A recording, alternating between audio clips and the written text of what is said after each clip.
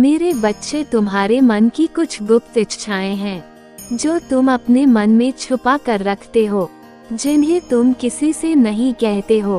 अपनी इच्छाओं को पूरा करने के लिए तुम प्रयास भी कर रहे हो। तुम्हारे भीतर की पीड़ा भी मुझे भली भांति ज्ञात है।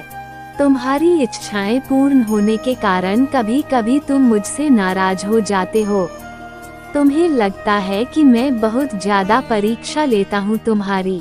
मेरे बच्चे, ये सत्य है कि मैं परीक्षा लेता हूँ तुम्हारी, परंतु केवल तुम्हारी ही नहीं बल्कि अपने सभी भक्तों की। जब भक्त अभाव में होते हैं तब उसे सब कुछ देकर भी देखता हूँ, और जब भक्त अहंकार में होता है तब उससे बहुत कुछ लेकर भी देखता हूँ। मेरे बच्चे, हर तरह से मैं अपने भक्तों को माया से उबारकर, कष्टों से निकलकर, पाप कर्म से छोड़कर एक निर्मल हृदय प्रदान करता हूँ, ताकि वह इस संसार के अनंत सत्य से अवगत हो सके।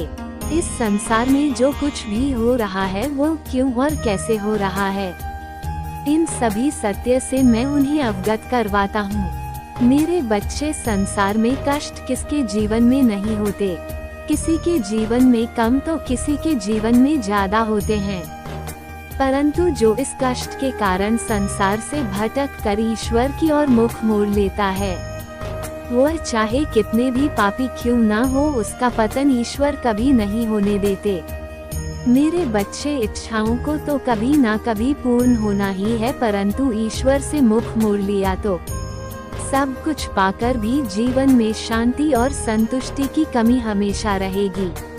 इसलिए धैर्य पूर्वक रहो, और जब उचित समय होगा तब ईश्वर तुम्हें तुम्हारे सोच से भी अधिक देगा। तुम्हें कहने की भी आवश्यकता नहीं होगी। विश्वास करो, तुम्हारे साथ सब कुछ अच्छा होगा। मैं सदैव तुम्हारे साथ हूँ। तुम्हारा कल्याण हो।